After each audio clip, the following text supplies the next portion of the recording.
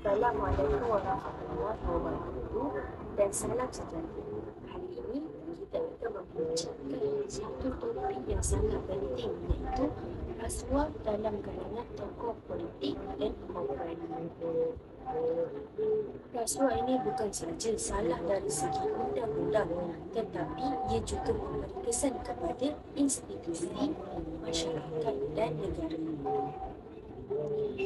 Mari kita lihat bersama-sama mengapa integriti itu sangat penting dan bagaimana kita sebagai masyarakat boleh memainkan peranan sebagai watchdog.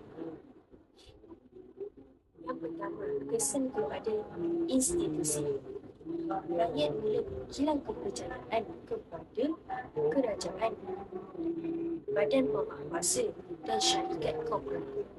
Apabila pemimpin menerima rasuah atau memberi rasuah, rakyat meragai keputusan itu dan dasar yang dibuat.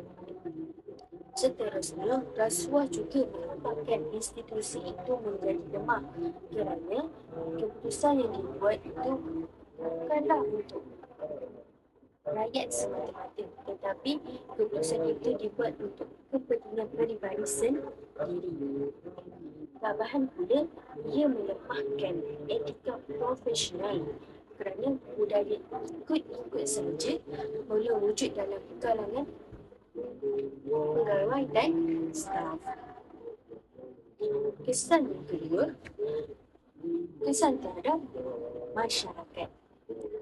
Rasuah ini menyebabkan jurang sosial ini melebar. Kenapa? Wang yang sepatut digunakan untuk pembangunan rakyat, tetapi digunakan untuk kepentingan peribadi sendiri. Seterusnya, masyarakat seperti kita mula berasa tidak adil dan hilang keyakinan terhadap sistem undang-undang, dan disebabkan itu rakyat mula rasa kecewa dan marah terhadap pemimpin-pemimpin kita sendiri. Seterusnya, budaya salah guna kuasa menjadi norma yang diterima. Kenapa? Masyarakat sudah terbiasa melihat perkara tersebut. Untuk mendapatkan sesuatu, kita perlu memberi rasuah ataupun kita perlu menerima rasuah. Kesan yang ketiga, kesan terhadap negara. Rasuah ini menyebabkan kerugian ekonomi kerana projek-projek penting diselewengkan dengan mudah. Dan pelabur-pelabur asing hilang keyakinan untuk melabur di negara kita sendiri. Seterusnya, imej negara akan tercemar kerana ia memandang negara kita sebagai negara yang korup dan ingin menjejaskan reputasi negara kita di antara bangsa. Akhirnya, pembangunan negara akan terganggu. Dasar awal atau projek yang strategik tidak berjalan dengan lancar. Dan akhir sekali, rakyatlah yang akan menanggung, kitalah akan menanggung dalam jangka masa yang panjang.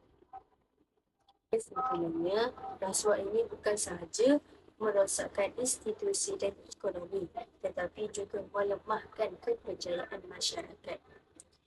Kita semua mempunyai peranan sebagai watchdog untuk mengawasi pemimpin yang salah guna kuasa. Dan kita juga memainkan peranan untuk menyebarkan kesedaran tentang kepentingan integriti.